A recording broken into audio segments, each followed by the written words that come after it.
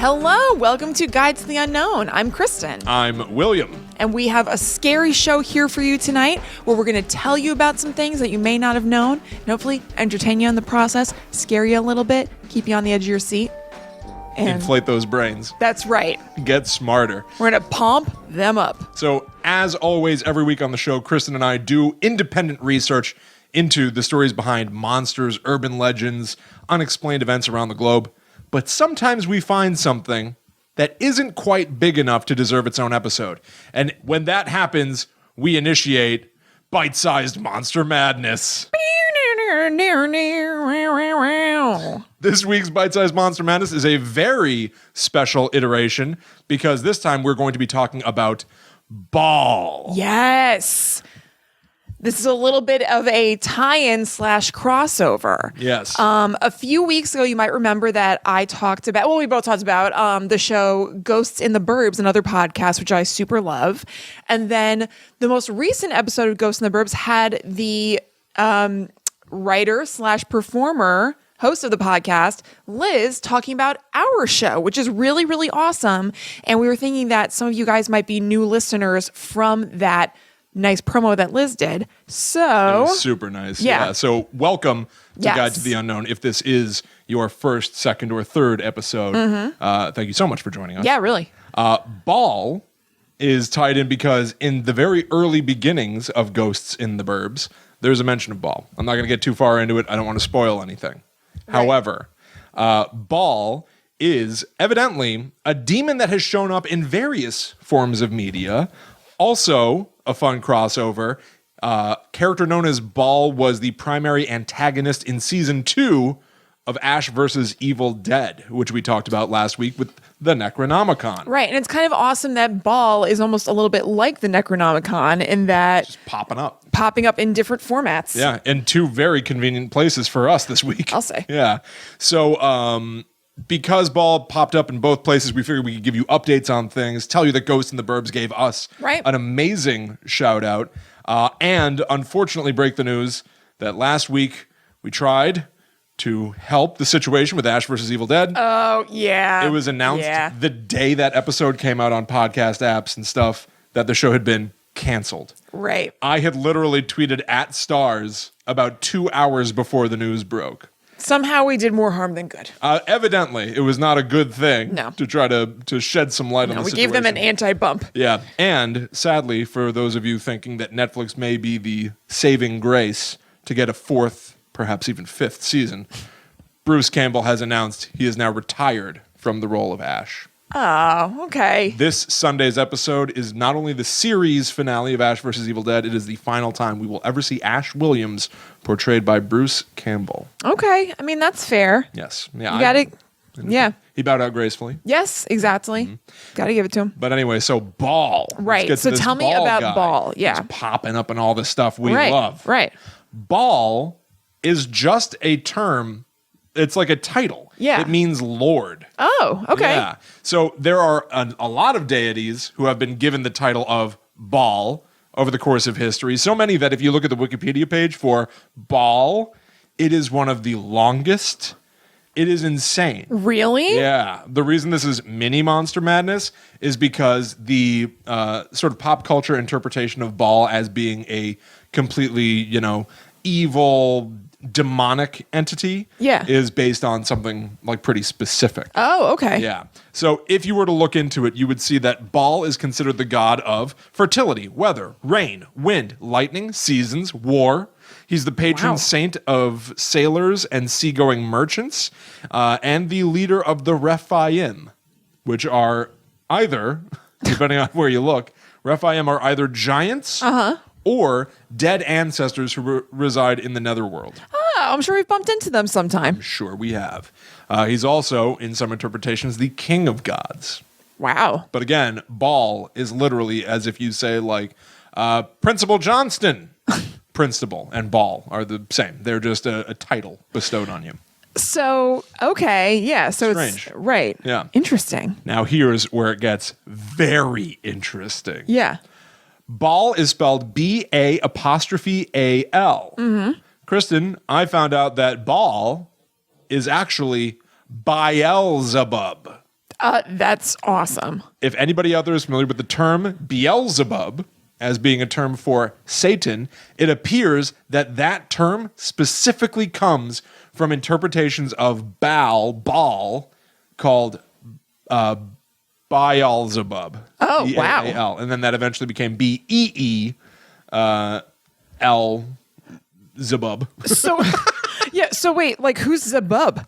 If Baal is a title, does that mean there's a Sebub out there, like a Sebub Jones? It seems. And what do they do? Zebub Jones. It seems that Beelzebub means Lord of the Flies. Oh. Which was also interesting. Obviously, the book. Yeah. But very upsetting book. The first ever mention of Beelzebub, later Beelzebub, naturally, comes in the Book of Kings, the 11th/12th books of the Hebrew Bible, which is the Old Testament. He's called the Lord of Flies, which some Jewish scholars interpret as the Hebrew way of calling Baal a pile of dung. Ooh. And his followers are vermin. Ooh. Shots fired. Shady. Shots fired. Wow. Look out. Very symbolic. Isn't that crazy? Yeah. But either way, Beelzebub is Beelzebub. Huh. Beelzebub is sometimes seen as being a follower of Satan. Okay. In some interpretations, he is Satan. Yeah. So Baal might be the devil. Huh. Interesting. Isn't that crazy? Yeah, that's cool. And once again, eagle-eared listeners of Ghosts in the Burbs can hear some Baal references in that show. And followers of Ash versus the Evil Dead may have seen Baal in the flesh in season 2, where he is shown to be a sort of trickster. Oh. He's able to operate some sort of mind control to take over Okay. your loved ones. Yeah. He's also able to basically hollow people out and wear their skin as a disguise, and it works perfectly. Like, he ends up looking 100% like you, as if you had never been cut open. Yeah. Where's the seam in the back? I think so. Yeah, he that has a makes sense. disgusting, like, gnarly nail to, like, it's gross. Ew, It's gross. but and the actor that cool. plays him kind of looks like Tommy Wiseau a little bit. Which didn't Does he really help. act like Tommy Wiseau? I mean, if he's a trickster, He doesn't act sometimes like that can be a Tommy little Wiseau. weird and hammy. He doesn't. It wasn't my favorite. Okay. I'll say that. Let's just say that. I'll Yeah. just say that. But yes, that is Baal. Wow. And this was Bite-Sized Monster Madness. Of course. Cool. Yeah. Very interesting. Interesting double crossover there. Yes. All right. So we are going to jump into it. Our topic tonight, I don't know if we said it actually, but our topic tonight is cursed movies. Oh, yeah. Now, we did another episode about cursed movies earlier in the show, which was episode 11. Oh.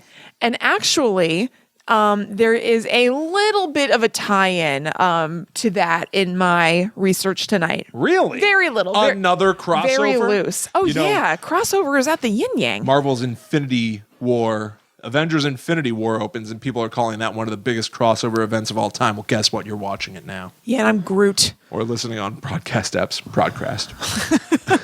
All right, sorry. Okay, so I am going to talk about The Exorcist. Yes. And the supposed curse behind the making of The Exorcist. Awesome.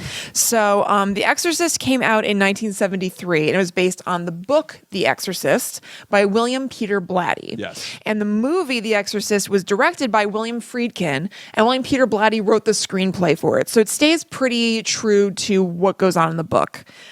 Something that I thought was interesting was that, this isn't curse-wise really, but it just kind of goes to show what a huge influence The Exorcist had on pop culture, and I guess culture in general. The movie almost wasn't called The Exorcist, even though the book was. Yeah. Because they put a survey out to see what people thought of the name, and most people didn't know what that meant, like what an exorcist was. That makes And sense, I guess. At the does, time, The Exorcist put exorcisms on the map. That's what I'm saying. But prior to that...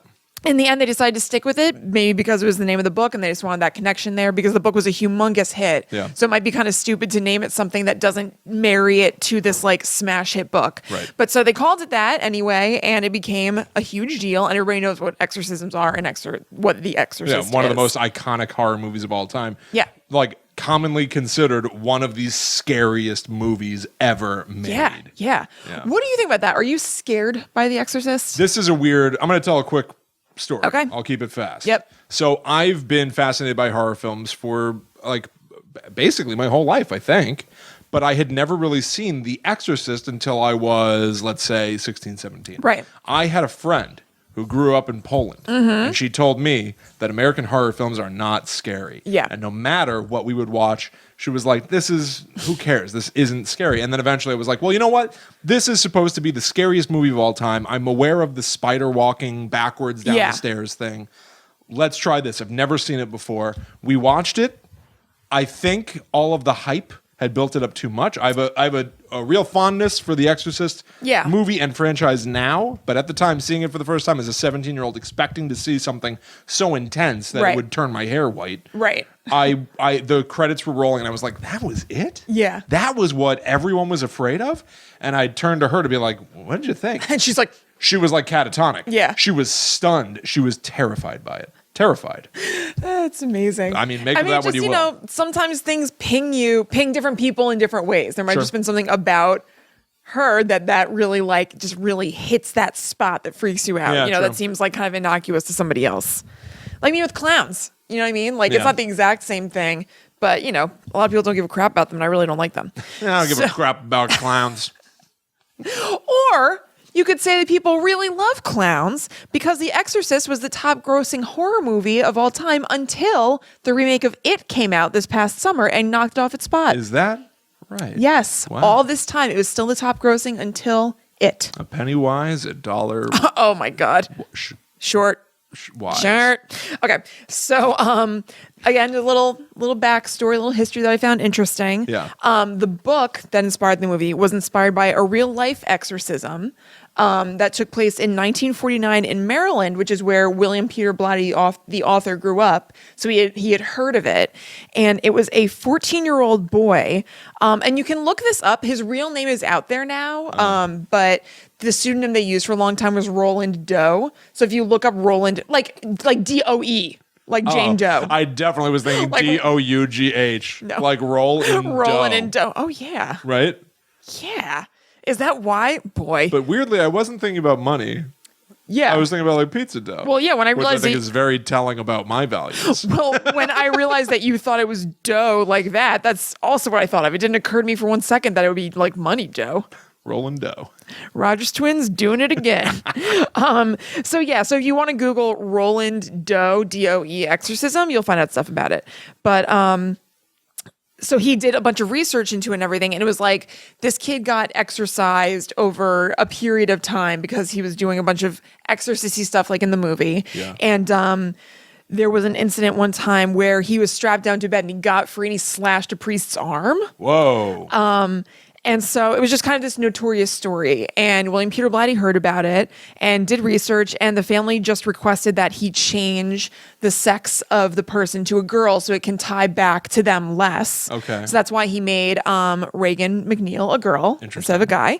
And also, just a quick aside, Roland grew up fine after he was exorcised and everything. He doesn't remember that one particular incident where he slashed the priest. He has no memory of it. Yeah. He worked for NASA for years and retired and was fine. Wow. I know. And William Peter Blatty wrote like weird stories about the moon. Really? Yeah, he wrote, there's something called like Twinkle Twinkle Killer Carl or something. It's like a terrible. There is no way it's Twinkle Twinkle Killer Carl. It's something very close to it. Keep talking. Okay, yeah, look it up. Okay. So now I will tell you about some of the actual things that make people say that it's a cursed movie. That was just some kind of interesting backstory. So when they were still in pre-production and everything, the sets were built and all of that. But the sets were built and everything. And William Friedkin, the director, wanted the religious technical advisor on the film, which is, I guess, something they have on films that have to do with religion. It's probably like anything. Like, I bet if there was a movie about, like, stunt car driving, they have a stunt driver technical advisor on the set. But for this, it was a religious advisor, and it was a priest. He asked the priest if he would perform an exorcism on the set, like bless the set, basically, and exorcise it of anything that could be shady. And the priest said, no, there's no reason to do it. Like, that's just to do it. And it's just going to kind of increase everybody. Well, to a Catholic... So what? Well, to a Catholic priest, you only do that when it's actually necessary. Like to them, this is like a sacred religious thing. What's the harm? That you're doing it flippantly when it's something serious. If that's something that you take seriously, if that's your religion, which who takes that more seriously than a priest? Well, some priests, All right. you know. All right. So yeah, I didn't want to enough. like act, cash about it. Yeah. So he was like, no, that I don't want to do that. They're just going to kind of increase anxiety on set that way you're performing exorcisms. It's like setting a weird tone, and I don't want to do it. Yeah. But then the day after the priest said he didn't want to perform an exorcism / blessing, the set burned down. The whole set, except for Reagan's room, untouched. They don't know what caused the fire. I think I do. Baal. Could it be the devil? It's my church lady. I've been working on it for 30 years. Nice. Yeah. It really came out well. Thank you. William Friedkin guessed that it could have been a bird flying into like an electrical box or something. I don't know where he got that from. Must have been based on some I know, some sort of evidence. Yeah. It sounds crazy. I did not find. It's out of nowhere, though. Yeah. I bet a bird flew into a transistor. Yeah. Obviously, there's something, but that was not in the research. Right. So besides that, there were a lot of deaths on set, either with people who were working on the movie or family members of crew members or actors or things like that. Some of them took place during filming, and some of them took place after. Some of them are like old age kind of stuff where I'm like, well, it's just, Yeah. which we talked about I'm sure we talked about that with Rosemary's Baby. I remember us being like, well, what's a curse and what's not? Also with the Kennedy curse, we talked about that. And like the Omen, Pete Postlethwaite. Yes. Yeah. Yes. Like Older sometimes actor. things happen, and I don't know if you can blame everything on a curse. And I meant to look this up and I didn't. I wonder if there are movies that are called cursed movies that don't have a dark subject tone to begin with. Like, is there a 27 Dresses curse? I don't think so. I mean, there's supposed to be a ghost in the movie Three Men and a Baby. That's true. That's true. So I don't know if that's not cursed. But I wonder if there are other movies that have spates of bad luck or a bunch of things that happen similar to this, but they don't get referred to as a legendary cursed movie. I mean, maybe not. Zoolander 2 bombed. Yeah, there was a big death on that one, the death of comedy. Yeah, exactly. I never saw. Okay. Yeah, I've heard. So this is interesting, but one of them, like I said, is like, this is an old person. So there are only two people who actually die in the movie The Exorcist. It's Burke, who's the director of the movie that Reagan's mom, Chris, is in, because she's an actress in the movie. And then there is Father Karras's mom. Yes, yeah. Who's sick, and he's got a lot of Dimmy. Help me, Dimmy. And he's got a lot of guilt about like not visiting her all the time and stuff. So both of the two people who die in the movie died while it was in post-production, actually. Oh. So the guy who played Burke died, and the woman who played Father Karras's mom died, but she was 89. So I'm going to call that a gimme. Still. Or whatever. Still. I'm going to call that a dimmy.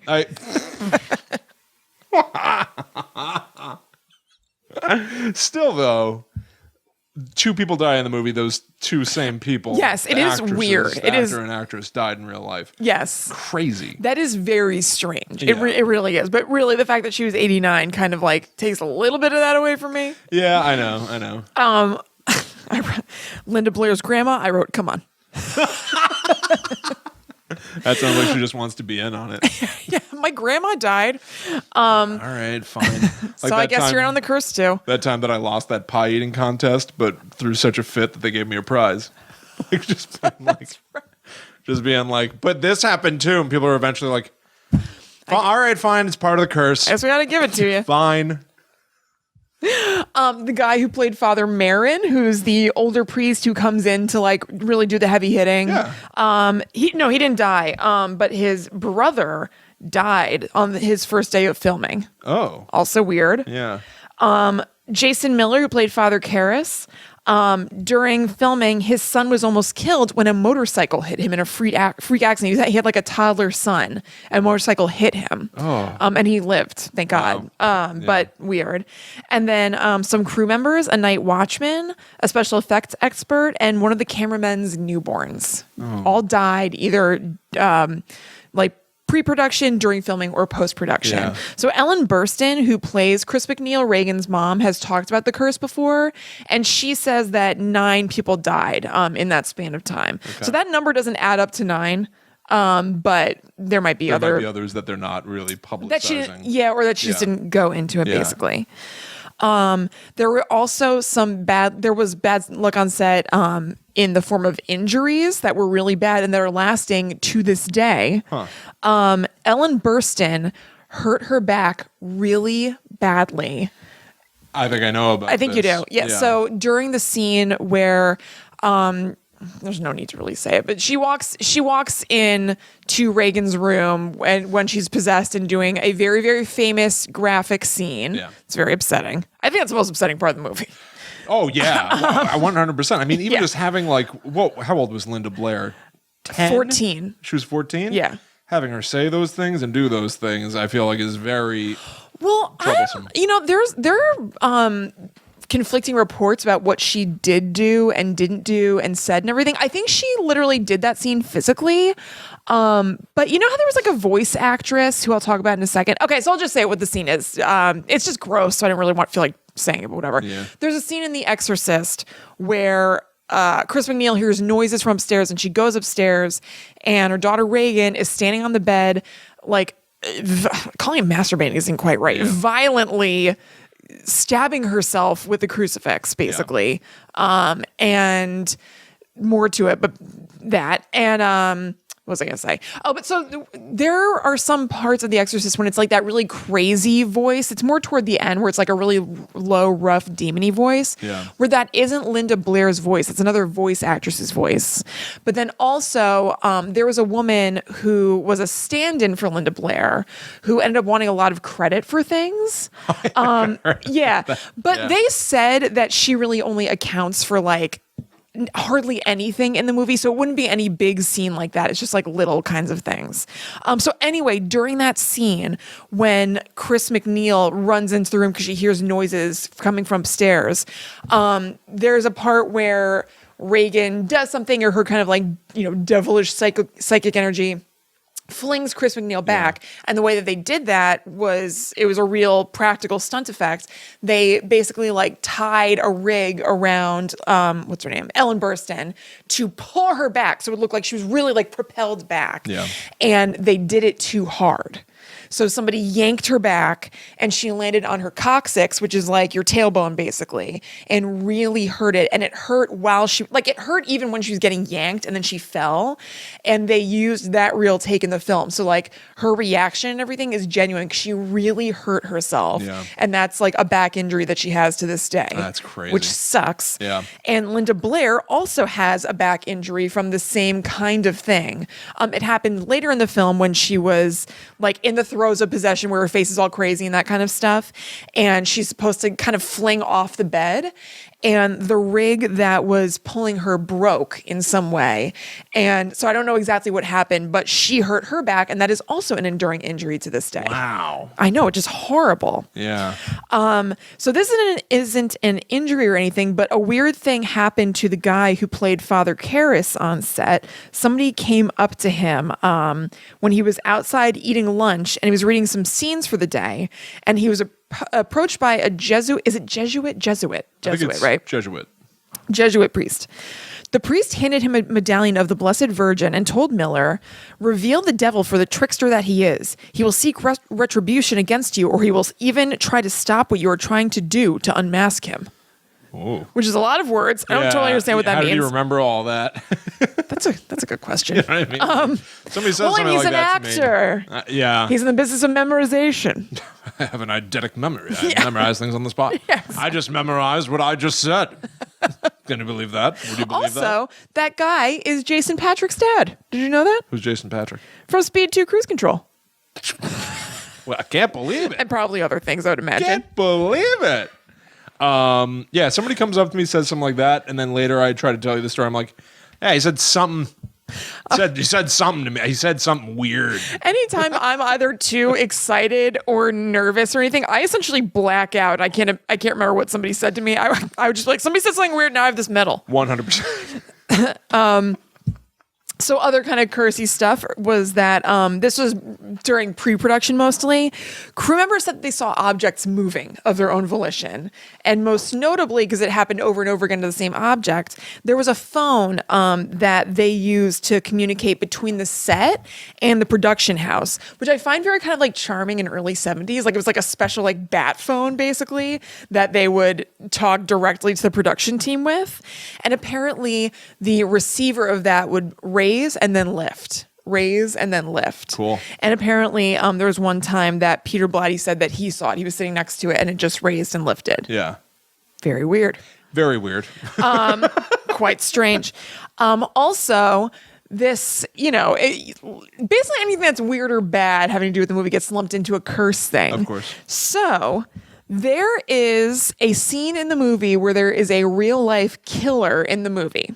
That's right. So they filmed some scenes. There's a part where before, the exorcism is like really taking hold and you can't deny it, where Reagan is just acting strange and her mom isn't sure what's up. So because she's logical, and at least in the book, she's an avowed atheist, Chris McNeil. Yeah. I think she might be in the movie, but it's not as big a deal. Yeah, I don't think that they make as big a deal out of it. They don't have as much time to dedicate to that kind of stuff. But which makes total sense. But I like that movie goes through the pains to be like, something seemingly impossible is happening and my kid is like obviously in pain and going through something. Yeah. Definitely medical. Yeah. Right? Yeah, absolutely. You jump to that first. Exactly. Right.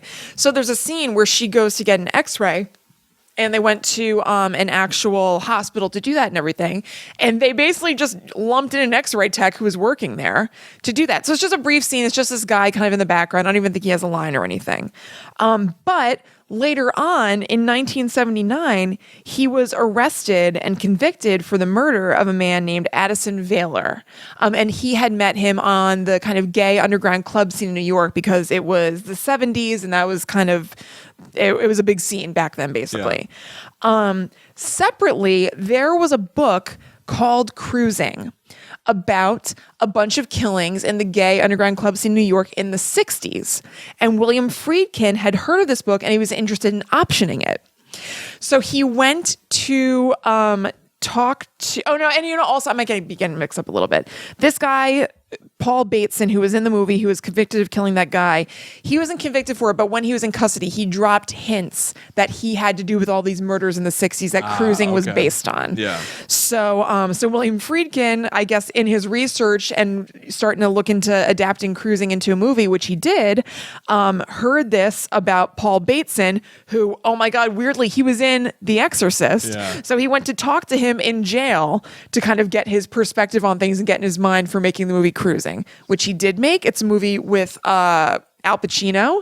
I've seen it. I don't remember what I think about it. I have not seen it. Yeah, I saw it like a while ago. I think that it's regarded, I think I could be wrong, as being like kind of not right-sided and sort of like homophobic. Yes, I think that is what I've heard as well. Yeah. I don't remember it that well, but I know I've seen it because I remember I was like, wow, this movie's wild. I can't believe I haven't heard of this before. Yeah. And then off screen, after the movie came out and everything, this doesn't really have to do with the filming, but just kind of like weird stuff that happened to the cast and crew later, or having to do with the movie in general. So the woman that we talked about earlier who did the demonic voice of Reagan McNeil when she was super duper possessed and like sounds totally crazy and different, her name was Mercedes McCambridge. Oh, and great name. Fantastic name. Yeah. Not so fantastic. Her son killed his wife, kids, and himself. Oh. In the 80s. Linda Blair had to have a bodyguard for 6 months after the movie came out. She was getting tons of death threats for participating in that kind of movie, or crazies thinking she's possessed or whatever. Yeah, sure. The movie went into post-production and editing at 666 Fifth Ave in New York without incident. Oh, no. Everything was fine. Well, that was close. Yeah. They're really courting trouble. Yeah. When the movie was screened everywhere, it's really famous for this. People were like fainting and vomiting. Sure. They had paramedics on standby. It said that somebody had a miscarriage during the movie. There was most places it said woman, one place it said guy. So a person fainted during the movie. fell forward on the seat in front of them and smashed their jaw. And so they sued Warner Brothers and they settled out of court. Oh, come on. So they probably got a ton of money. There was a screening in Rome, like toward the beginning of the run, where there was a church not far away from where they were screening the movie. And it was storming like crazy while the screening was going on. So they went inside, and I guess like walls were thinner back then or something. Look, I don't know. Don't shoot the messenger. Well, they heard a giant crash. And so people went outside, and lightning had hit the 400-year-old cross at the top of this old Italian church that then fell down into the plaza. All right, that's pretty So during a screening of The Exorcist, a cross was hit by lightning and fell off a church. That's pretty cool. Very cool. That's pretty wild. Billy Graham, who was a televangelist, said that the very celluloid that the film was on was cursed. Ooh. I know, pretty sweet, right? Oh, that's cool. Where's the film stock for The Exorcist now? Oh, good question. Right? Like that should be somewhere. The canister. That sounds cool. Yeah. Well, I think he meant all of the celluloid, like everywhere. I think he means like this is printing? like, yes, I don't think he meant just like the original thing. That's like The Ring. Yeah. That's like, you make a copy of the tape and the curse is passed. Like, yes. Okay, Billy Graham. Essentially. Yeah. And also I found this, which is crazy. Apparently there is, I don't know how real a conspiracy theory this is. It's so nuts. So, it is said that, many speculate that as a result of the film, Billy Graham converted to Satanism and that he became an active member of the Illuminati, an alleged group of world leaders who are involved with less than savory activities and cover-ups. Wow. So did the cursed celluloid like turn Billy Graham? Is that the idea here? I mean, that sounds like it's his fault. Yeah. To be fair. Yeah, he made that a thing. Less than savory, is that putting it lightly? Yes. Yes, it is. We caught this guy murdering his 18th victim. Right. His behavior was rather unsavory. Less than savory, you might say. So those are all the things that happened. Yeah. A lot of those are obviously legit and provable. But some people wonder if it's promotion and the razzle dazzle of the film world, in particular the horror film world, because horror films have traditionally used a lot of gimmicks to get people in. Hell yeah. You told us on a previous Bill episode. Castle. Yes. So that is what I was talking about, where it ties back to episode 11, where we talked about Rosemary's Baby. Oh. Bill Castle was this producer and director who used all kinds of awesome, bizarre gimmicks to get people to go to the movies, like having seats that buzzed at certain scary points during the movie. Having nurses at the entrances and exits of the theaters just in case you faint. Yep. And I guess they needed some at The Exorcist. Yeah, I guess they that guy did. Smashed his face. Yeah. Having hearses sitting out front just in case you die of fright. There was so good. some sort of like dare where if you can sit through the movie, or if you can't sit through the movie, you're like a chicken or something like that. So you had to like go take a picture in front of something yellow. Yeah, exactly. Yeah. Yeah, he squirts a water bottle on the front of your pants and tells Right. everyone you peed yourself. Exactly. That's exactly. real embarrassing, you guys. Real embarrassing. He ruled. Yeah. So All right. yeah. So there's a little bit of a question, not a huge one, but if, some of this stuff is resourceful producers or people putting out stories about things happening because it would draw up interest in the movie. Yeah. So pretty cool. Pretty interesting. Pretty crazy stuff. Yeah. And it said also the last known instance of people talking about somebody dying during a screening of a movie or something is that it was said that somebody died during a screening of The Conjuring 2. And that was kind of like put out there as not like they weren't like loud and proud, like, guess what? But like maybe the producers kind of like didn't mind publications talking about that story sort of thing, which I'd never heard about. But, Valak apparently strikes again. The beat goes on. Yeah. Valak's the name of the demon in that movie. I know. Just a quick update on something we were talking about when you started. Yeah. I thought that William Peter Blatty wrote a novel called Twinkle Twinkle Killer Carl. Yes. I was very close. It was called Twinkle Twinkle Killer Kane. Okay, it's still dumb, but it's less funny than Twinkle Twinkle Killer Carl. It's maybe not as good.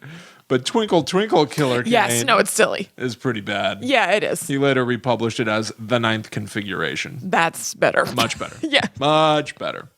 Okay, so All right. on to the other cursed movie we're going to talk about this evening. Yep. It's time to talk about Poltergeist. Yes. Kristen. Yeah. What do you think you know about the curse behind Ooh. Poltergeist? I didn't ask you that for The Exorcist. That's fine. What do I? Well, actually, I suppose I do know some things. Okay, so Carol is the daughter, right? Yeah, Carol Ann Freeling. Carol Ann Freeling The died. little girl with the blonde hair. They're here. Yeah. Yeah, she died. So did Dominique Dunn. Very good. Very good. The eldest daughter of the family in the movie. Yep. It was either a stalker or her ex-boyfriend, or it's overlap. Yep. That there were real skeletons outside in the pool when JoBeth Williams went in there. Yep. And and the guy in The Exorcist too. But I don't know if that would count. I mean, I guess it's worth mentioning, but he Reverend already, Henry Kane. yes, he already had cancer. So it's not the villain of the movie. Right, yeah, right, died but- during production. right. Yeah. But I think that's all I got. Okay. Yeah. Okay, fair enough. So the story of the curse behind the Poltergeist film franchise, Yeah. it has iterations that I didn't quite realize. A lot of people considered the franchise to be cursed in some way because of the deaths of some of the stars. Right. But I didn't realize the reason why. Up until 2008, it seems like the popular idea was just making a movie like this concerning these evil, dark subject matter had some effect. Yeah. The production would be troubled. Cast members literally lost their lives. But it was, most people thought, just because they're talking about poltergeists and ghosts and, evil. Yeah, you're like inviting stuff in Exactly. by participating in it. But that was the full extent of it. Yeah. Which I find weird. But I always thought that it had something to do with the fact that, and this is true as you brought up, there is a moment in the film where Diane Freeling, she's the mother of the kid, she's married to Hank Reynolds, whatever his name is, Craig Robinson. It's Craig T. Nelson. Craig T. Norman. Their husband and wife in the movie. Yeah. And at a certain point, everything is going crazy. Right. She ends up in the pool outside, and a bunch of skeletons bubble to the surface. And it's because, as famously screamed in the movie, you moved the headstones, but you didn't move the bodies? This housing development is built on an ancient Native American burial ground. Classic. And the skeletons used in that scene were real skeletons. Here's the thing. Like I said, I always thought that was where the curse came from. No one necessarily knew about that until 2008. Kristen? Oh, well, I didn't think that was where the curse came from. I thought it was the former. You thought that it was just like weird, evil stuff. Well, then maybe your memory just extends further back. Maybe. But there were other versions of the legend where people said that for each of the movies, there were 3 original movies. There was Poltergeist in 1982, Poltergeist 2, The Other Side in 1986, Poltergeist 3 in 1988. And the rumor was that for each one of those 3 movies, one of the child actors died. Is that true? Well, after Poltergeist 1, as you said, Dominique Dunn was murdered. People then say after Poltergeist 2, one of the kids was killed in a car accident. And that after Poltergeist 3, Heather O'Rourke, who played Carol Ann Freeling, died of an illness. It's not true. No one died after Poltergeist 2. None of the kids anyway. Okay. So that was just a rumor. But yeah, all right. I guess you're on the same page as everyone else. It's just this is an evil subject matter, therefore curse. Right. Was it the poltergeist curse that causes Sam Rockwell to dance constantly? No, he's just got the spirit in him. Is that how it manifested Oh, he itself? just can't stop himself. Okay. Everyone just Google Sam Rockwell and watch him dance. Constantly into every single late night show. I think we've already talked about this. Anyway, He refuses to stop. he can't.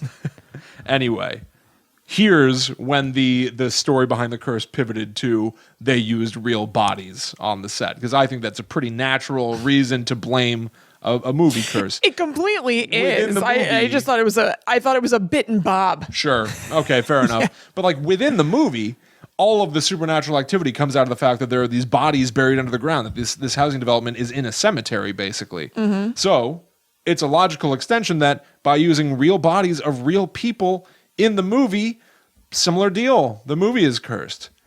That information was not known until VH1's I Love the 80s. Stop. Really? Aired. Yep. Oh, I love the 80s. I loved all the I love this. Oh, sure. So did I. Even when they went into like I Love the 2000s. Oh, I know. Who cares? It was like 2008. Yeah. Like, why are you doing this? Why are you doing this? Because they ran out.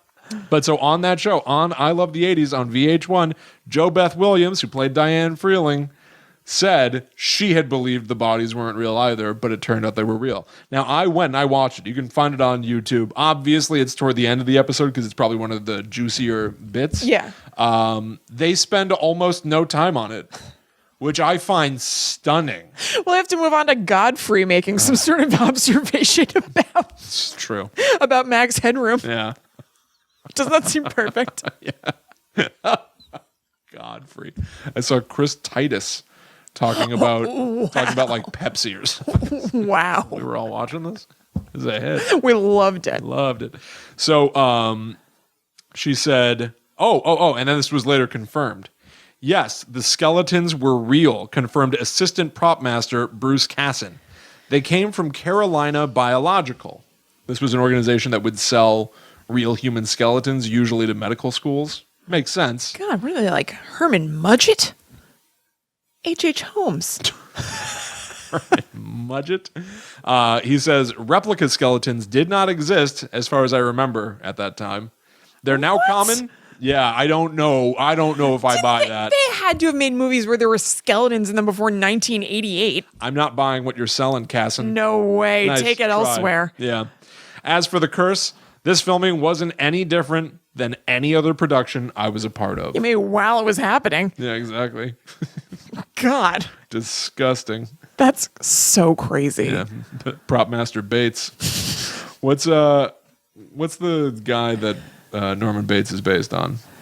Oh shit. God. It's E-I-N or the last words. I mean, last letters. You know what I mean? Oh, God. Hang on. This is wonderful. Oh, God. I know it. Anyway, the Go guy ahead. that like was making lampshades out Yes, of people yes. and stuff. He worked on Poltergeist movies. Whatever. So anyway, there were a few things that seemed to happen during the production or shortly thereafter or to the... Ed Gein. Ed Gein. That's what it is. Thank you very much. C-E-I-N. Yeah. Well done. Thank you. So on the set of Poltergeist 1, the mechanical clown puppet, very scary, iconic image, it malfunctioned. And it was strangling Oliver Robbins, who played Robbie Freeling. Oh, Boy. Yeah. The crew Oh, my God. thought the strangulation they were seeing in front of them of a machine strangling a young boy was just really convincing acting. I don't know if they'd watched any of his other scenes. You know what? That reminds me. I similarly in The Exorcist, it's not really part of the curse or anything, but there was a part where the bed was going really nuts with Reagan on top of it. Yeah. And something about her rig. It wasn't the time that she got super hurt, but she was like, "Stop it! Stop it! Stop it!" But that's what the character was saying. So she was trying to get them to stop it, and they just thought she was acting. Oh, So same kind of deal where they were like, they just thought they were shooting what's going on, but like something not cool was happening. that's got to be horrifying. Yeah. This doesn't have to do with the movie, but a lot of the Poltergeist curse seems to be about the franchise.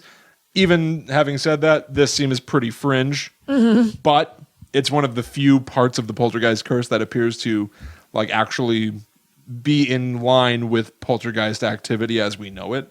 Although I guess you could claim that the puppet, the clown puppet malfunctioning is like that seems pretty moving a mechanical thing. Because you think of Poltergeist as moving stuff around the room. right. Go listen to our episode on what Poltergeists do to get a full rundown, by the way. But so there was a man named James Caan, a different James Caan, for the record. He was tasked with writing the novelization of Poltergeist, which, by the way, Wow, I didn't realize he was so multi-talented. Well, he played a writer in Misery. Maybe this was him trying to get in character. Maybe. He's going a little method. So he was working on the novelization of Poltergeist. And the day that he finished, the building he was in was struck by a bolt of lightning. Oh, my God. He said, the facing on the air conditioning unit blew off, flew across the room, and hit me in the back. After about half a minute or a minute.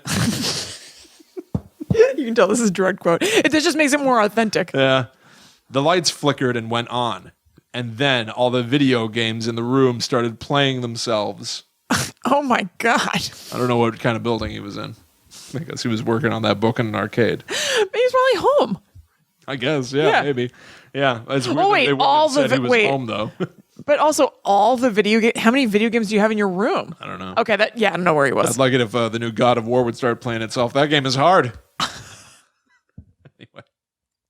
All right, so let's move on to what is most popularly used as evidence of the poltergeist curse, the deaths of some of the cast members of these movies. So, Poltergeist 1 came out on June 4th, 1982.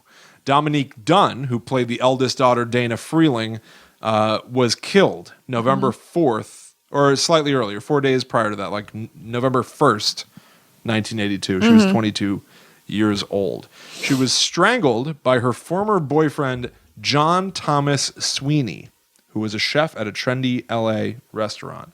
They'd broken up a few weeks earlier. They'd been living together. He apparently was horrible and abusive and just a nightmare. Yeah. And he had tried to strangle her before, which finally got her to like call it completely quits. She moved out. She got away from him, but he didn't give up.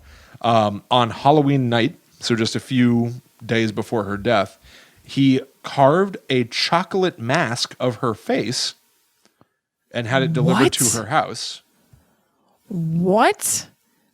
Like yeah. I'm having a hard time even thinking of what that would be. Just a chocolate face. A chocolate face. Of your face. No, thank you. Yeah, I don't want that. God. Thanks a lot, Sweeney.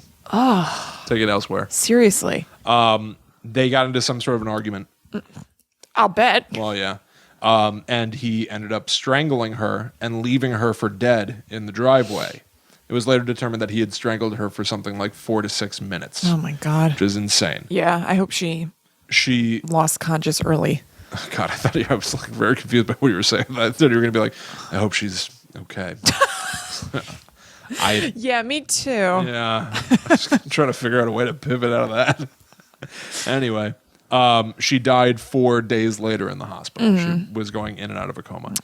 He was then paroled after serving 3.5 years of his 6.5-year sentence and changed his name, and he's just presumably living his life now out there as an innocent man. Crazy. It's crazy. It's crazy. And one of those things that, like you said, I mean, I guess what you were talking about and what we're going to get into here is the idea of somebody who's older, who had already been suffering, right? Who dies. Right. But it's like, I think we brought this up on the previous movie curse episode. There's something about the movie curse thing that people get so caught up in as being like, isn't this like crazy and fun? But then it's like she was murdered. These are real people. And she was actually killed by like a horrible man. Yeah. Like and that's caught up in this like, did you know the Poltergeist movies are cursed? You know what I mean? Yeah, it's not, it's all interesting, but I don't think any of these things are like fun fodder. Exactly. Like these are all real, these are all real people's lives. I know, it's just crazy. Yeah. Like sometimes you don't think about it, but then sometimes you realize like, yeah, it's not like, maybe it's a good thing that we've only really got 4 gigantically famously cursed movies, and we will have now covered all of them. Yeah, absolutely. Yeah, some of this stuff is just absolutely horrible. Totally. Real quick, do you know who Dominic Dunn is? Her dad? No. He is a super duper famous crime writer. You might recognize him if you saw him. He's one of those people who's like always been an old man, basically. He has white hair and teeny little glasses. Does that ring a bell at all? I mean, I don't know. Yeah, all right. Maybe. Well, anyway, he's a very, very famous crime writer. You'd think you could get bigger glasses then. No, it's like how like the fanciest phones for a while were the small ones. Like that sketch with Will Ferrell when he's like the fashion guy and he's got that tiny phone just on a fingertip. Yeah, and then Zoolander stole it. Oh, yeah, that's right. Yeah.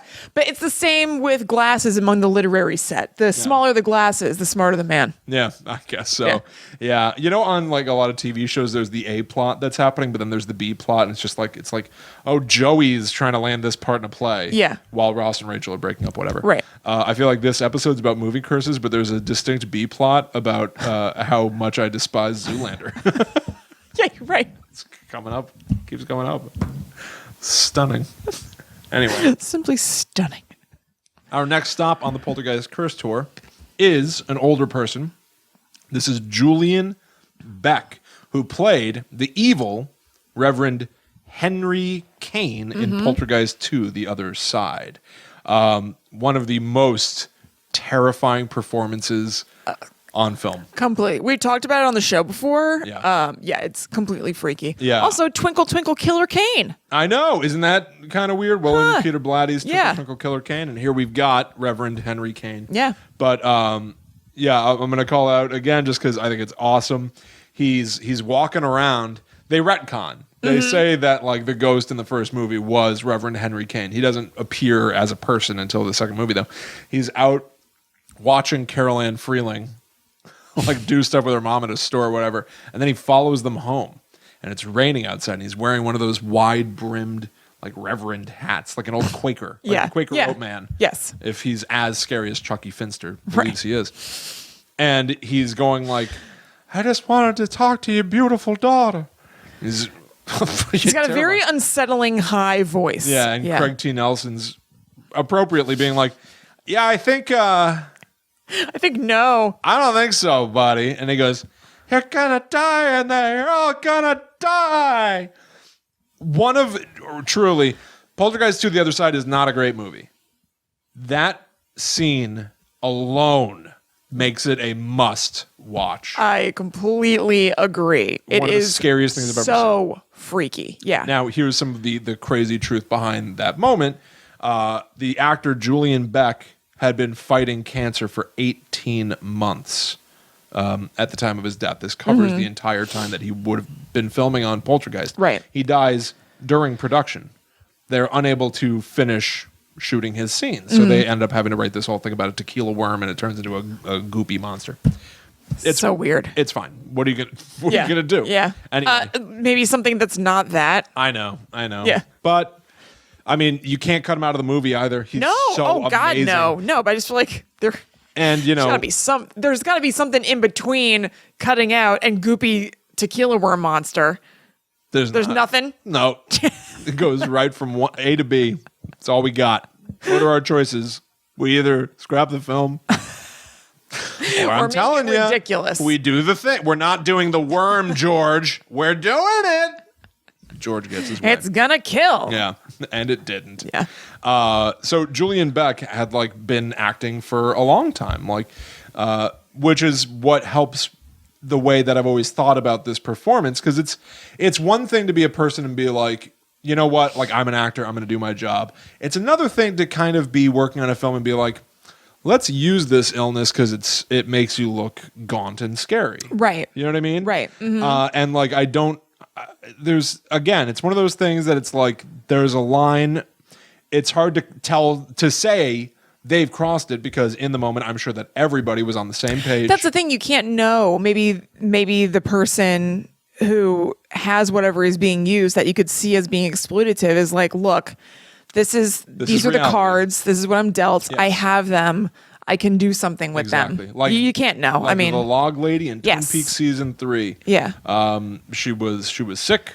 She was dying, and it became like an amazingly emotional performance. Like and one that she was fully on board with. Yeah. Absolutely. Yeah. But like it's just like it's something also about like a testament to people just being like, you know what? I'm going to do this thing, and like I'm going to go out on my own terms. I'm going to do the job. I'm going to do it well, and like it's respectful. It's like one of those things of like oh, the best. Like I've heard comedians talk about like the best place for me to die would be like on stage. I just told a joke, it brings the house down, and then I just collapse. Yeah, it's like bam, you like went out living that life. Yeah. Like being a performer. Totally. And like if that's what somebody wants to do, I think it's almost condescending to tell them that they can't because their condition dictates that they can't because it's too weird. Totally agreed. Like if they feel comfortable enough with wanting to do that, don't tell them that they can't because you feel awkward about it. Even better point. Yeah. You're absolutely right. All right. Next up, still in Poltergeist 2, this is Will Sampson. He played Taylor. He was a real shaman in real life, playing a character in the movie who is a force of good, and who is trying to like get rid of this evil spirit that's been hounding this family. Will Sampson died on June 3rd, 1987 at the age of 60 years old. He had just received a heart-lung transplant. heart lung. Maybe heart and lung? Yeah, I guess so. 6 weeks prior, and the cause of death was ascribed to severe preoperative malnutrition and postoperative kidney failure. Wow. He apparently knew his chances of survival were very slim at the time. Another case of an actor who had been working, and it's, an illness that is part of this curse. Yeah, yeah. Which brings us to Heather O'Rourke, one of the most famous, tragic deaths in film history. She was the young girl with the white hair.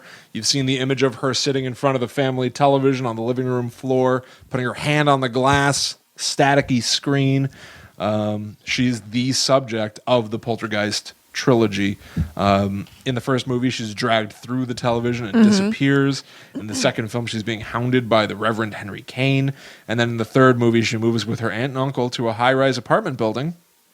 I haven't seen the third movie, actually, I don't think. I don't think I have either. Yeah. Anyway, there's conflicting information about whether or not she finished filming that third movie. Okay. Which is a good indication of how close her death was to the production of that film. She died from complications from acute bowel obstruction. And there's a lot of insanity regarding her sort of diagnosis. She had been diagnosed with Crohn's disease. This was a misdiagnosis. Wow. She had stenosis of the intestines. Her family believes that her death could have been prevented had she received the correct diagnosis. Oh, that's terrible. She was 12 years old when she died. That's terrible. At the time of her death, her symptoms presented as the flu. Nothing. However, the flu then got out of control, became cardiac arrest, and though she underwent an operation, Heather O'Rourke died on the operating table. Her manager mistakenly reported that she had died of the flu. Part of the curse is the idea that the kid from the Poltergeist died of some mysterious illness, as if it magically befell her. Yeah. Something like that. Poltergeist 3 had not been released yet. There were a bunch of rumors whether or not she finished the film or not. Her family says, yes, she did finish the film. However, writer/director Gary Sherman claims that filming had not been completed, and it required some script changes and to complete the film in her absence. It's weird when things like that happen. Yeah. What's the point of either of them lying? Agreed. But what's the point of disputing what the family says? Yes. Why even say that? Even if you're like, well, no, actually, just shut up. Yeah. Although, you know what? I don't know the order of events. Yeah, those that's two true. statements were made. True. And at the moment, he might have just been like, "We're gonna finish the film. We're gonna make some changes to finish the film." That's true. I definitely read it as being somewhat just kind of like, "Why are you saying this?" Yeah. But yeah, the movie was, of course, released. Okay, let's get a little crazy. All right, let's get nuts. The Poltergeist curse lingers to this day. Okay. Lou Perryman. Have you ever heard of him? No. He played a very small role of Pugsley the construction worker. Of course. In Poltergeist 1. Okay. In 2009, at the age of 67 years old, Lou Perryman was murdered. Oh. A young man named Seth Tatum. Good man, bad boy. What? Seth Tatum's a good name. Oh, okay. You Doesn't said good man, bad boy. Oh, I thought it was a good name, bad boy. Oops. so. I think you're right. Seth Tatum knocked on his door, and according to witnesses, the two of them were having some sort of a conversation on the front doorstep. They both went inside. Only Seth Tatum came out. The police later went inside and found Lou Perryman had been hacked apart with an axe. Oh, God. Now, I read some of the curse in a number of places. I got some of everything I've told you from Snopes, from Wikipedia, and from the Blumhouse production company's horror blog, The 13th Floor. Oh, I got some of mine from there. Cool. Yeah. So the 13th Floor said Seth Tatum seemed to have been in a fugue state and just picked his victim at random, whatever. The story, that which I feel like implies some sort of mysticism. I don't know. I don't know a whole lot about fugue states. I don't think that they imply.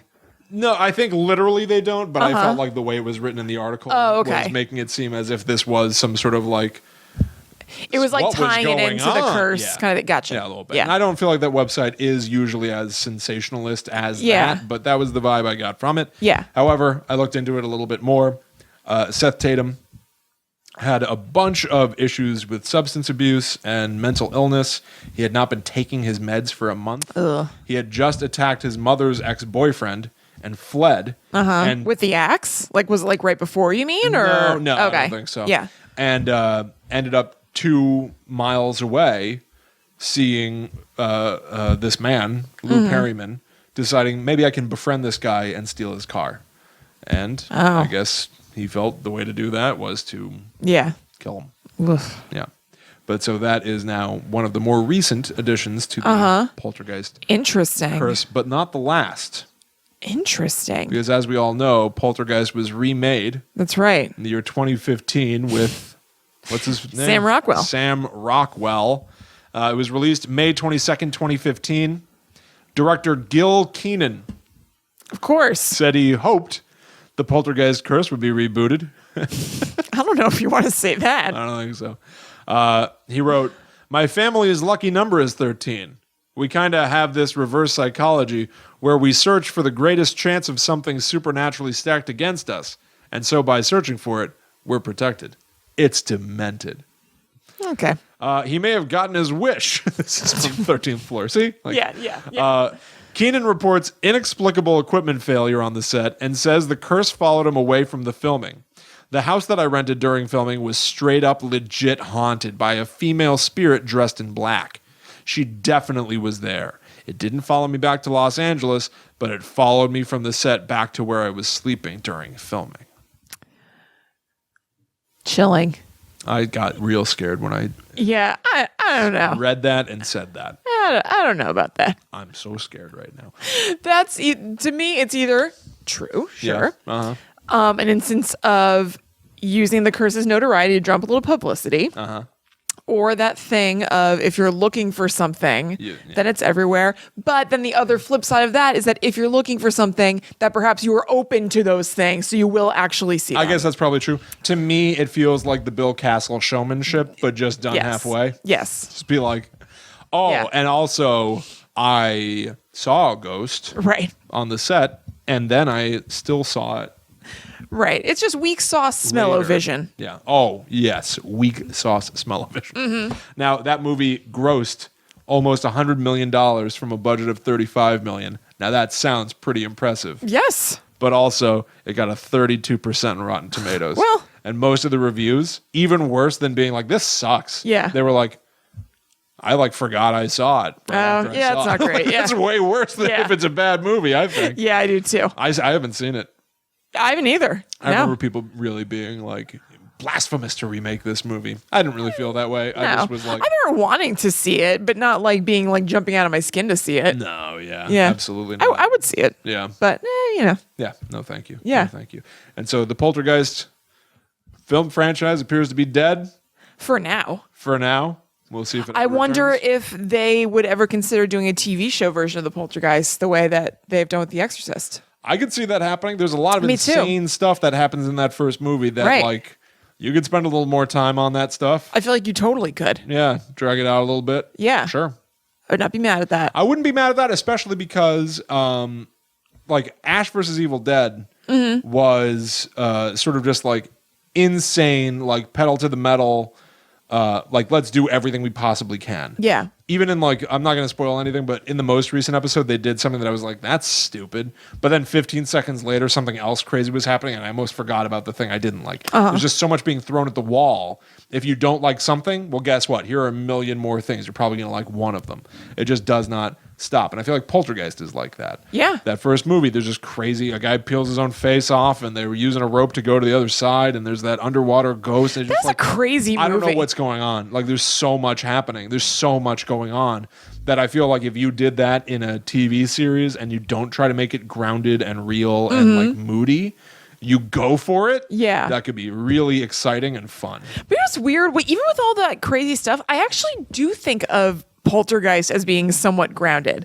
Even though it's so nuts, I think I there's agree. something about the relationships that they have with each other. Like Craig T. Nelson and Joe Beth Williams' relationship is They just have really good chemistry. They seem like a real married couple. Their house feels like a real house. Like, it's not overly fancy. Yeah. Like, it feels like your friend's house or something. And I think and because they have that setting all the time, like even when they are like going to the other dimension with a rope, it's through like their closet in their hallway where you can see just like their normal railing there. Totally you know agree. what I mean? Like, it's got that like really effective Spielberg sort of like touch to it, where I feel like sometimes he's really, really corny, but I feel like sometimes he's incredibly adept at building humanizing moments. Yeah. So they ground the movie immediately. Like her being so excited about the chairs moving. Sure. Yeah. She's excited by this activity. Right. Not afraid of it immediately. Right. And that could be fine too, but it's just kind of a different perspective on that sort of thing. You know, it's like fun and weird. But even like the one of the most iconic images of that movie, the television blaring static. One of the first things that happens in that film is Craig T. Nelson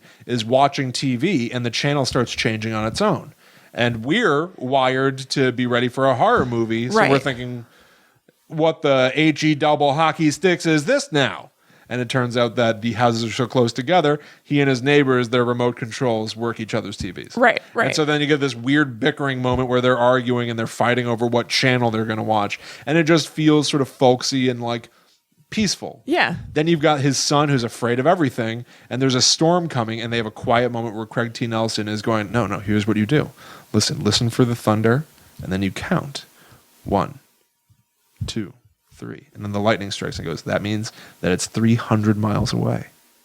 It's sweet. There's nothing to be afraid of. It's so sweet. Yeah. But it undercuts the horror that then later just like smashes through the wall. Yeah, totally. I mean, that on top of the fact that that's one of the most believable families. It completely in movie is. History. I am so with you. They seem like a total real family. It is incredible. Yeah. Craig T. Nelson and Joe Beth Williams, when he's like, they have like a little so box cute. that he keeps joints in. Yeah. And their kids have gone to bed. And so they're sitting on the bed and they're smoking a little marijuana. Yeah. And then he gets up and he's doing push-ups and looking at himself in the mirror. And they're just kind of talking to each other. It feels so comfortable. It's just normal. And real. It's incredible. Yeah. That is a wonderful movie. I love that movie. Yeah. Man, do you buy? Okay, I know we did this previously. But to bring this back to the idea of a curse, real bodies. On the set. Yeah. Real skeletons in a tank of water with Joe Beth Williams. What are your thoughts? It's crazy. It's so crazy, number one, that that's even an option. Yeah. That you can just get real bodies from some company. Yeah. It's crazy they didn't disclose that to her. Can you imagine that conversation after the fact? I would like to know when that conversation happened after that. Like, I wish there were details about like when she found that out. There might be. We could try to look that up. Yeah. But like that, like even just her being like, the what? Yeah. What are you telling me? Right. Like, I feel like you wouldn't be able to accept it at first. You'd have to be like, tell me this like 10 times. And they're like all over her. They're like touching her and stuff. It's insane. Yeah. I would not feel okay with that. No, I wouldn't either. No. I remember when I was a kid, I would always think about like in movies, if there was a monster and a person and like the room is flooding or something. A bad example. I can't think of a real movie that this happens. But the monster being in the water means I don't even want to touch the water. Like something about like sharing the same molecules. And I know the air, we're all water is a conductor. Yeah, sure. Exactly. It's like, don't be in the same body of water with that thing. So you're going to get an infection at least. Yeah. Like that's not good. Like I feel like human remains floating around in a tub. I know. Don't tell me I did that. No. Never tell me that those were real. Ever. No. Horrific. Well, actually, I guess I would want to know. Eventually? Really? If everybody else knows. Yeah, exactly. If everybody knows, they're just keeping it from me. I don't like that. If it was an accident on the director and prop people's parts or something, and none of them know, then, I don't need the person that they ordered them from to contact me, but it's not chill to put me in with a bunch of real skeletons and you know it. Just horrific. I know. But you're also right. Does that mean the real skeletons have been in a million movies and stuff? Although I guess even if it's like hanging in the background of like a doctor's office and it's a real skeleton, one, it's weird to think that was a real human being. It's completely strange. Right? And in a weird way, you could be like, Curtis was in a movie. It's weird to me that they have like loose prop skeletons. Yeah. Yeah, Yeah, absolutely. But like, just good God. I think there's a difference between, I guess, it hanging in a doctor's office For some reason, I feel and that Joe way. Beth Williams swimming around in a pool. Yeah. Going, "Ah!" and a skeleton landing on her, and she had to push it off. Like, Yes. those are two totally different things. Yes, absolutely. I also think it's different to have one hanging up in a thing as opposed to like there's a big pool and you're just like pushing boxes of real skeletons into it. Yeah, how did they just have to dump them in? Right, that's what I'm saying. Like when you fill your glass with water and then you put ice cubes in, and they like plunk in, you make a mess. the water level's too high. Yeah. It's horrible. I know. I bet the prop master did roll them in. I'm not like easing them in. We're dumping these things from 30 feet away. Oh, but also they might break if you dump them in.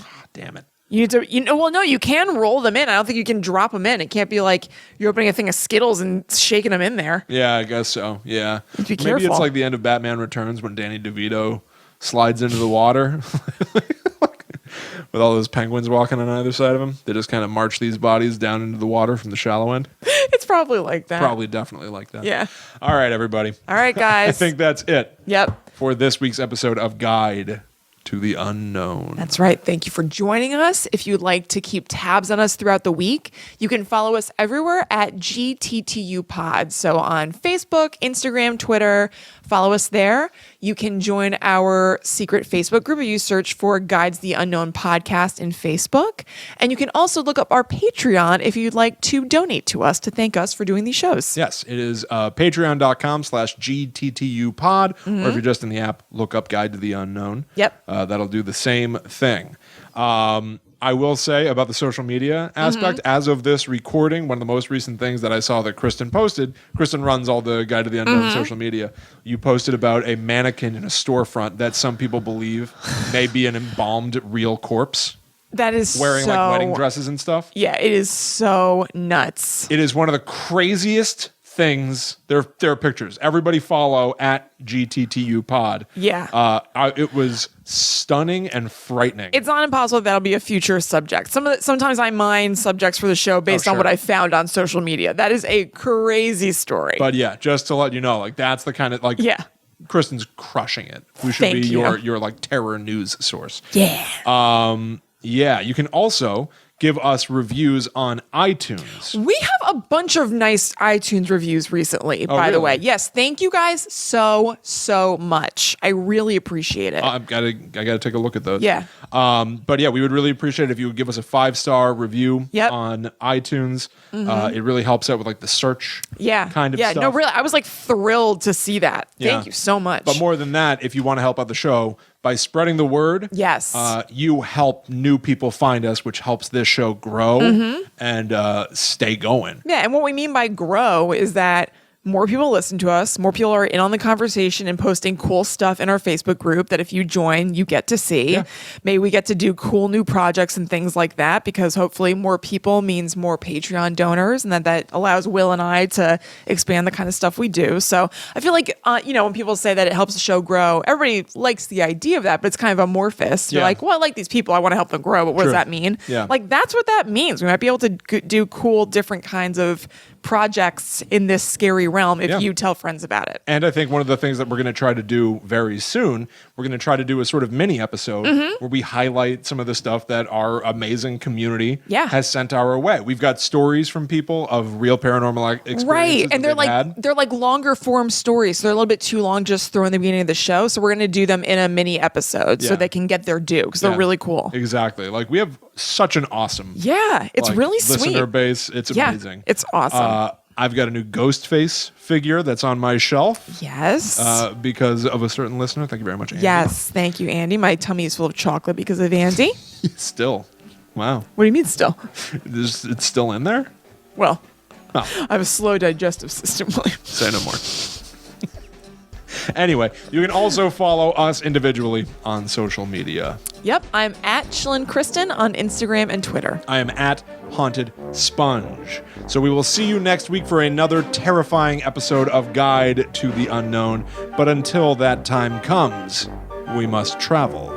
Back to the netherworld, go we. Good night.